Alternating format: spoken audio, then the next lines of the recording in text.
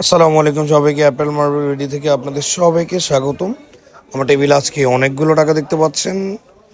এই টাকাগুলো আপনারা নিয়ে আসলে অবশ্যই এরকম একটা চকচকে 14 প্রো পেয়ে যাবেন। 256 জিবি 90 হেলথের ফুল বক্সের ব্যাটারি মোবাইলটি পেয়ে যাবেন। একদম হট একটা কালার, হোয়াইট কালার।